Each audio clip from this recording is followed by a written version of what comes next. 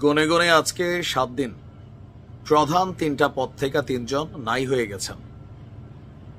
যদি এইভাবে চলতে থাকে মানে এই মুখ্য পদগুলো থেকে, তাহলে আগামী 2-4-6 মাসের মধ্যে জাতীয় নাগরিক পার্টির ওই ঢাবি সিন্ডিকেট, যেটা আমরা যাদেরকে চিনি, সার্জিস, হাসনাত, তারপর হচ্ছে যে এই হান্নান মাসুদ, এরা 8-10 জন ছাড়া এই দলটার পেছনে আর কাউকে পাওয়া যাবে না।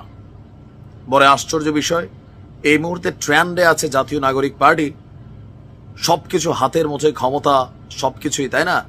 বাট একটা দল তৈরি হওয়ার ঠিক 7 দিনের মাথায় 3টা বড় পদ থেকে যখন 3 জন সমন্বয়ক পদত্যাগ করেন, তখন বুঝতে হবে ডালমে কুচ কালা হে। তবে কেউ কেউ বলছেন যে ভাই, এটা তো নির্দিষ্ট কোনো বেসিসের উপর গড়ে ওঠে না এই দলটা, বিভিন্ন জায়গা থেকে বিভিন্ন মানুষ এখানে কানেক্ট ছিল। এখন যখন হিসাব নিকাশ মিলছে না, পদ পদবি মিলছে না, তখন এরা আস্তে আস্তে ঝরা শুরু করছে। যার যার আস্তানায় সে ফিরে যাচ্ছে। কথা বলছি, মাত্র 7 দিনের মাথায় জাতীয় নাগরিক পার্টি বা এনসিপির বেশ কয়েকজন সমন্বয়ক পদত্যাগ করেছেন।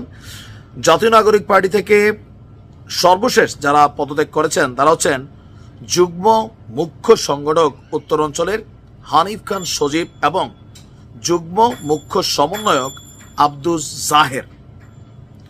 গতকালকে এনসিপির আহ্বায়ক নাহিদ ইসলাম বরাবর দুজনেই পৃথক পদত্যাগপত্র পাঠিয়েছেন।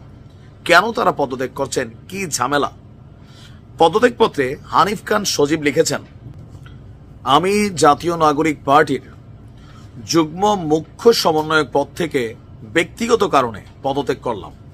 কি সেই ব্যক্তিগত কারণ? সেখানে কি তিনি মূল্যায়িত হচ্ছেন না, অথবা এই পদটাকে তিনি চান নাই, আরো ভালো পদ চেয়েছিলেন, অথবা তাকে অপমানিত করা হয়েছে, অথবা অন্য কোনো দলের তিনি অনুসারী? নানান প্রশ্ন আমরা করতেই পারি। অপরদিকে আব্দুস জাহের তার পদত্যাগপত্রে লিখেছেন, আমিও জাতীয় নাগরিক পার্টির মুখ্য সমন্বয়ক পদ থেকে ব্যক্তিগত কারণে পদত্যাগ করছি। How funny! এর আগে আপনার বৃহস্পতিবার প্রথম পদত্যাগ করেছিলেন জাতীয় নাগরিক পার্টির যুগ্ম মুখ্য সমন্বয়ক আবু হানিফ। একটা পদেই কতজন যে দিয়ে এরা শান্ত করছে আপনি দেখেন, প্রত্যেকটা পদ প্রায় সেম। তো আবু হানিফ তিনিও আহ্বায়ক এবং সদস্য সচিব বরাবর পদত্যাগপত্র দিয়ে লিখেছেন, জাতীয় নাগরিক পার্টির যুগ্ম মুখ্য সমন্বয়ক পদ থেকে ব্যক্তিগত কারণে পদত্যাগ করছি।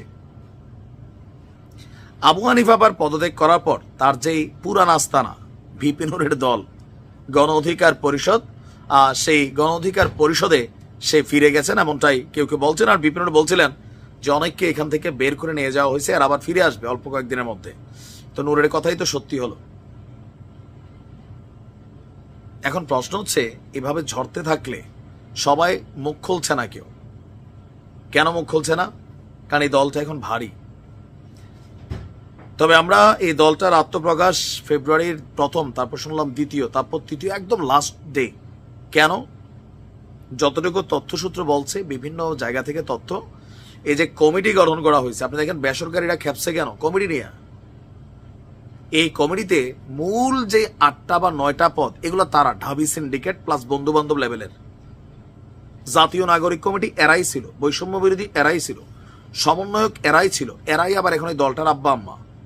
তো বাকিরা তারা লড়াই করবে, তারা রাজুতে আয় বললে দৌড়ে দিয়ে আসবে, মন্ত্রী এমপি বাকিরা হবে। নির্বাচনের জন্য অন্য দলকে আমরা একসাথে করে ফেলবো। তো এখানে অনেকেই মনে করছে এরকম অনেক অঙ্ক হিসাব নিকেশ মিলাচ্ছেন। আবার এদের মধ্যে অনেকেই বিভিন্ন দলের রাজনীতির সাথে সম্পৃক্ত। হয়তো দল থেকে চাপ আসতেছে, কারণ আস্তে আস্তে দলগুলোর সাথে বিরোধ বাড়ছে জাতীয় নাগরিক পার্টির। অথবা অনেকে মনে করছেন যে অতিরিক্ত কথা বলে এই সার্জিস ছেলেটা, অতিরিক্ত কথা বলে এই হাসনাত ছেলেটা, কথা কিন্তু বেশি বলে, মাঝে মাঝে বেশি বলে।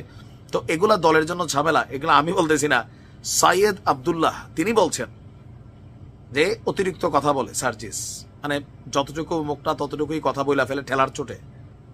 অবশ্য ছাত্রলীগের পোলাপাইন তো কথাই কিন্তু পাক না, আগে ছিল, আর ভিতরে কথাটা রয়ে গেছে, তাই না? সার্জিস তার কথার জন্য পরিচিত, তবে ঠেলার চোটে মাপ পায় না কি বলে না বলে, যার কারণে বিএনপি এক্সট্রিম লেভেলে খেপায় এদের উপরে। হয়তো দলের ভেতরে এমন কোনো কিছু আছে। তবে এইভাবে চললে বেশি দিন লাগবে না, পুরো টিম ভাঙ্গা খান খান হয়ে যাবে। ভালো থাকুন।